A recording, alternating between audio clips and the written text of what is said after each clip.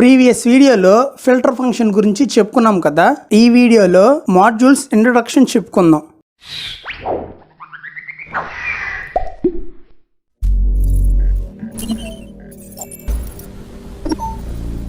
Video ఎక్కడ skip చేయకండి. మీరు స్కిప్ చేస్తే మంచి ఇంపార్టెంట్ పాయింట్స్ మిస్ అవుతారు. సో వీడియో మొత్తం చూడండి. మన ఛానల్ని ఎవరైనా సబ్స్క్రైబ్ చేసుకోకుంటే చేసుకోండి. అలాగే నోటిఫికేషన్స్ ఆన్ చేసుకోండి. మీకు మంచి డెప్త్ కంటెంట్ ఇస్తాం. ఈ మాడ్యూల్స్ టాపిక్ని బాగా డెప్త్గా చెప్పాను. సో ఈ వీడియోని 1-2 సార్లు చూడండి, లేకుంటే అర్థం కాదు. What are modules? మాడ్యూల్స్ అంటే ఏంటి? మనం పైథాన్ ప్రోగ్రామ్స్ రాస్తుంటాం కదా. కొన్ని సిచ్యువేషన్స్లో మనకి ప్రోగ్రామ్ చాలా పెద్దగా ఉంటుంది. 1000 లైన్స్ ఆఫ్ కోడ్ ఉండొచ్చు, 2000 లైన్స్ ఆఫ్ కోడ్ ఉండొచ్చు, 10,000 లైన్స్ ఆఫ్ కోడ్ కూడా ఉండొచ్చు. అది ప్రాజెక్ట్ రిక్వైర్మెంట్ పైన డిపెండ్ అయి ఉంటుంది. అంత పెద్ద ప్రోగ్రామ్ని అండర్స్టాండ్ చేసుకోవడం కష్టమే కదా. సరే, ఒకవేళ మనం ఒక ప్రోగ్రామ్ రాస్తున్నాము అనుకోండి. ఇప్పటిదాకా మనం 1000 లైన్స్ కోడ్ రాసాము. ఇప్పుడు మీరు 1001 లైన్ రాస్తున్నారు. ఇప్పుడు మీరు ఒక వేరియబుల్ని యూజ్ చేయాలి అనుకుంటున్నారు. ఈ 1001 లైన్లో మీరు 1000 లైన్స్ కోడ్ రాశారు కదా. ఈ 1000 లైన్స్ ఆఫ్ కోడ్లో ఎన్నో వేరియబుల్స్ ఆల్రెడీ డిక్లేర్ చేసుంటారు. సో ఇప్పుడు మనకి 1000 లైన్స్లో డిక్లేర్ చేసిన వేరియబుల్ నేము 1001 లైన్ ఆఫ్ కోడ్లో యూజ్ చేయాలి అనుకో. గుర్తుంటుందా ఆ వేరియబుల్ నేము? వేరియబుల్ నేమ్స్ ఏవేవి ఇచ్చామో గుర్తుండొచ్చు, గుర్తుండకపోవచ్చు, కానీ ఎక్కువ శాతం గుర్తుండదు. దీనివల్ల ఆ వేరియబుల్ని యూజ్ చేయాలి అంటే మళ్ళీ ఆ 1000 లైన్స్ కోడ్కి పోవాలి. వేరియబుల్ నేమ్ ఏమి ఇచ్చాము అని. ఇలా ప్రతిసారి నువ్వు ప్రోగ్రాంలో వెనక్కి ముందుకి ప్రోగ్రామ్ని తిప్పుతూ ఉంటే ప్రోగ్రామ్ కంప్లీట్ అవుతుందా? అవ్వనే అవ్వదు. అలాగే సపోజ్ నువ్వు ప్రోగ్రాంలో 1001 లైన్లో ఒక వేరియబుల్ని డిక్లేర్ చేసావు అనుకో. ఆ వేరియబుల్ నేమ్ ఒకవేళ నువ్వు ఫస్ట్లో ఆల్రెడీ ఇచ్చావో ఇవ్వలేదో నీకు గుర్తుంటుందా? అస్సలు గుర్తుండదు. ఒకవేళ ఇచ్చిన వేరియబులే మళ్ళీ ఇస్తే ఓల్డ్ వేరియబుల్లో ఉండే వాల్యూ కాస్త ఇప్పుడు ఇచ్చిన వాల్యూతో అప్డేట్ అవుతుంది. దీనివల్ల ప్రోగ్రామ్ అవుట్పుట్టే మారిపోతుంది. అంతే కదా. వేరియబుల్ నేమ్స్ రాంగ్ ఇస్తే అవుట్పుట్ చేంజ్ అవుతుంది. ఇంకా మనకి ప్రోగ్రాంలో ఒక ఎర్రర్ వస్తే ప్రోగ్రాంలో దాన్ని రిజాల్వ్ చేయడం కష్టమవుతుంది. ఎందుకంటే 1000 లైన్స్ ఆఫ్ కోడ్లో ఎక్కడ మారిస్తే ఎక్కడ ఏమవుతుందో చెప్పలేము. ఎందుకంటే ఒక లైన్ ఆఫ్ కోడ్ ఇంకొక లైన్ ఆఫ్ కోడ్ పైన డిపెండ్ అవుతుంది కాబట్టి. సో ఎర్రర్ని రిజాల్వ్ చేయడం కష్టం అంత పెద్ద ప్రోగ్రాంలో. అలాగే ఫంక్షన్స్, క్లాసెస్ ఇవి కూడా మనకి ప్రోగ్రాంలో ఓవర్ రైడ్ అయ్యే అవకాశం ఉంటుంది. అంటే ఇచ్చిన function name and class names మళ్ళీ ఇవ్వడం వల్ల మనకి ఫంక్షన్స్ అండ్ క్లాసెస్ కూడా ఓవర్ రైడ్ అయ్యే అవకాశం ఉంటుంది. అబ్బో, ఇంకా చాలా ఉన్నాయిలే మనకి ఇలా పెద్ద ప్రోగ్రామ్ ఉంటే. ఇలాంటి బిగ్ ప్రోగ్రామ్స్ని మెయింటైన్ చేయాలి అంటే కూడా చాలా కష్టం. సో వీటిని కంట్రోల్ చేయడానికి మనకి చాలా వేస్ ఉన్నాయి. ఈ మాడ్యూల్స్ ఒక్కటే కాదు, but one of the efficient way is modules. So ఈ మాడ్యూల్స్ అంటే ఏంటంటే ఒక పెద్ద ప్రోగ్రామ్ని సబ్ ప్రోగ్రామ్స్గా డివైడ్ చేస్తే వాటిని మాడ్యూల్స్ అని అంటాము. ఇలా సబ్ ప్రోగ్రామ్స్గా డివైడ్ చేయడం వల్ల ప్రోగ్రామ్ని మనం ఈజీగా ఆర్గనైజ్ చేయొచ్చు ఆర్ మెయింటైన్ చేయొచ్చు. మాడ్యూల్ అన్నా ప్రోగ్రామ్ అన్నా ఒకటే. బట్ ఎప్పుడు ప్రోగ్రామ్ అని అంటాము, ఎప్పుడు మాడ్యూల్స్ అని అంటాము అంటే, నార్మల్గా మనం ఒక కోడ్ రాయాలి అనుకుంటున్నాము అనుకో. దాని కోడ్ అంతా ఒక ఫైల్లో రాస్తే అది ప్రోగ్రామ్ అని అంటాము. అదే ఆ ప్రోగ్రామ్ని మనం సబ్ ప్రోగ్రామ్స్గా డివైడ్ చేసి రాస్తే అప్పుడు ఆ సబ్ ప్రోగ్రామ్స్ని సపరేట్ ఫైల్స్లో స్టోర్ చేస్తే వాటిని మాడ్యూల్స్ అని అంటాము. మనం ప్రోగ్రామ్ అన్నా మాడ్యూల్ అన్నా ఏం కాదు. సో మనం ప్రోగ్రామ్స్ని మాడ్యూల్స్గా డివైడ్ చేస్తాము అని చెప్పాం కదా. సో ఈ మాడ్యూల్స్ అన్నీ కలిపి ఆ పెద్ద ప్రోగ్రామ్ని ఈజీగా ఫినిష్ చేస్తాము. ఇప్పుడు ఈ 1000 లైన్స్ ఆఫ్ కోడ్ని ఎలా పడితే అలా సబ్ ప్రోగ్రామ్స్ చేయరు. ఎలా చేస్తారంటే, మీరు లైబ్రరీకి వెళ్ళుంటారు. లైబ్రరీలో ఒక్కో రోలో ఒక్కో కేటగిరీ బుక్స్ ఉంటాయి. హిస్టరీ బుక్స్ అన్నీ ఒక రోలో ఉంటాయి. అలాగే మ్యాథమెటిక్స్ బుక్స్ అన్నీ ఒక రోలో ఉంటాయి.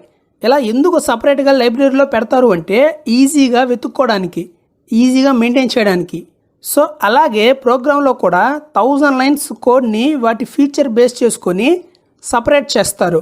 అలా చేయడం వల్ల ఏ మాడ్యూల్కి ఆ మాడ్యూల్ని ఈజీగా మెయింటైన్ చేయొచ్చు. మీరు ఎప్పుడైనా కోడింగ్ ప్రాజెక్ట్ చూసారా? ప్రాజెక్ట్స్లో మీకు ఖచ్చితంగా చాలా ప్రోగ్రామ్స్ ఉంటాయి. ఎందుకు ఇలా చాలా ప్రోగ్రామ్స్ ఉంటాయంటే, సపోజ్ వెబ్ ప్రాజెక్టే తీసుకోండి. ఈ వెబ్ ప్రాజెక్ట్లో మనకి HTML ఫైల్స్ ఉంటాయి, CSS ఫైల్స్ ఉంటాయి, జావాస్క్రిప్ట్ ఫైల్స్ ఉంటాయి, మోడల్స్ ఉంటాయి, URLs ఉంటాయి, ఫామ్స్ ఉంటాయి, సెట్టింగ్స్ ఉంటాయి, మెయిన్ ఫైల్స్ ఉంటాయి. ఇలా చాలా ఫైల్స్ ఉంటాయి. ఇలా ఎందుకు సపరేట్గా ఫైల్స్ ఉంటాయంటే 2 రీజన్స్. మనకి ప్రోగ్రామ్ని మెయింటైన్ చేయడానికి ఈజీగా ఉండడానికి. ఇప్పుడు చెప్పిన ప్రతి ఫైల్కి డిఫరెంట్ పర్పస్ ఉంటుంది. సో ఏదైనా ఒక ఫైల్లో ఎర్రర్ వచ్చినా ఏదైనా కోడ్ అప్డేట్ చేయాలి అన్నా ఈజీగా సపరేట్గా చేసుకోవచ్చు. అలాగే ఈజీగా డెవలప్ కూడా చేయొచ్చు సపరేట్గా ఉంటే, ఇంకో ఫైల్ని డిస్టర్బ్ చేయకుండా. అలాగే ఒక ప్రాజెక్ట్ అంతా ఒకరే డెవలప్ చేయరు, డిఫరెంట్ పర్సన్స్ కలిసి డెవలప్ చేస్తారు. సో వీళ్ళు ఎవరు కోడ్ని వాళ్ళు డెవలప్ చేస్తారు. అలాగే ఎవరి దాంట్లో ఎర్రర్ వస్తే వాళ్ళు ఈజీగా రెక్టిఫై చేస్తారు. దీనివల్ల ఇండిపెండెంట్ ఫీచర్ ఉంటుంది. అండ్ ఎప్పుడైనా కోడ్ అప్డేట్ చేసుకోవాలి అనుకున్నా విడిగా ఉంటుంది కాబట్టి ఈ డెవలపర్స్ ఈజీగా అప్డేట్ చేసుకుంటారు. దీనివల్ల వేరే డెవలపర్స్ కోడ్ డిస్టర్బ్ అవ్వదు. అదే మొత్తం ఒక్క దాంట్లోనే ఉంటే మిస్ అయిపోతుంది. మెయింటైన్ అండ్ అప్డేట్ చేయడం చాలా కష్టం. ఒకరి మిస్టేక్స్ వల్ల ప్రోగ్రామ్ అంతా అస్సాం అయిపోతుంది. అలాగే ఎవరికి వాళ్ళు ఇండివిజువల్గా వర్క్ చేసుకోలేరు.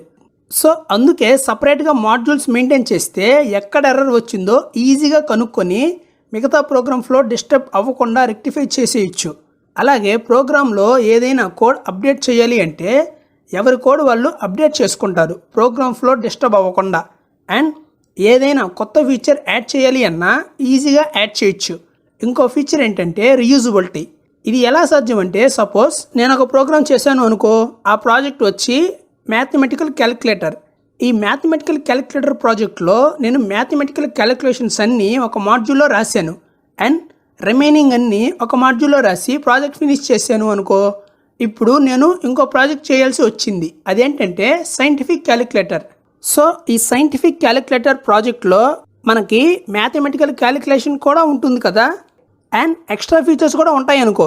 నేను సింపుల్గా ఆల్రెడీ క్రియేట్ చేసిన మ్యాథమెటికల్ క్యాలిక్యులేషన్స్ మాడ్యూల్ని యూస్ చేసుకొని రిమైనింగ్ ఫీచర్స్ కోడ్ని ఇంకో మాడ్యూల్లో రాసి ఈ రెండింటిని కలిపి సైంటిఫిక్ క్యాలిక్యులేషన్ ప్రాజెక్ట్ని ఫినిష్ చేస్తా. సో ఇక్కడ చూడండి, రీయూజబిలిటీయే కదా వచ్చింది ఈ మాడ్యూల్స్ని నేను వాడడం వల్ల. వేరే ప్రాజెక్ట్లో క్రియేట్ చేసిన మాడ్యూల్ని ఈ ప్రాజెక్ట్లో వాడాను కదా. అలాగే ఒక కోడ్ని ఏదైనా స్పెసిఫిక్ టాస్క్ కోసం ఒక ఫైల్లో రాస్తే దాన్ని మాడ్యూల్స్ అని అంటాము. సపోజ్ మనకి పైథాన్లో మ్యాథ్ మాడ్యూల్ ఉంది.